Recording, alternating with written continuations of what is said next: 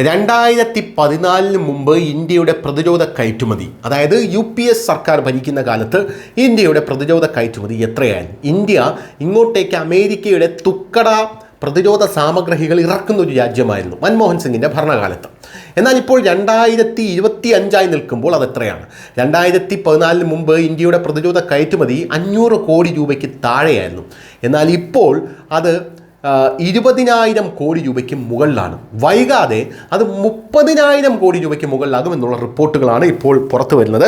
ലോകത്തിലെ 3ാമത്തെ വലിയ സൈനിക ശക്തിയായി ഇന്ത്യ മാറും എന്നാണ് ഈ റിപ്പോർട്ട് സൂചിപ്പിക്കുന്നത്. നിലവിൽ 4ാമത്തെ വലിയ സൈനിക ശക്തിയാണ്. കഴിഞ്ഞ ദിവസം ഇന്ത്യ 4ാമത്തെ വലിയ സാമ്പത്തിക ശക്തിയായി വന്നു എന്നുള്ള റിപ്പോർട്ടുകൾ പുറത്തു വന്നിരുന്നു. ഇപ്പോഴിതാ ഇന്ത്യ 3ാമത്തെ വലിയ സൈനിക ശക്തിയാകാൻ പോകുന്നു എന്നാണ് മനസ്സിലാക്കാൻ സാധിക്കുന്നത്. ഇന്ത്യയുടെ പ്രതിരോധ മേഖല നാഴികക്കല്ലായ വർഷമായിരുന്നു 2025.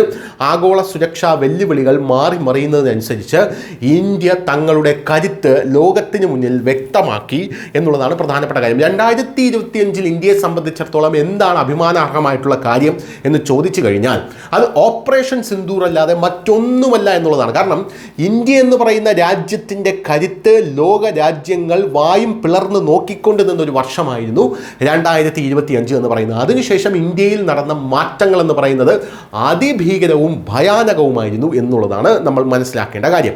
ആത്മനിർഭർ ഭാരത് പദ്ധതിയിലൂടെ രാജ്യം സ്വയം പര്യാപ്തത കൈവരിച്ചു.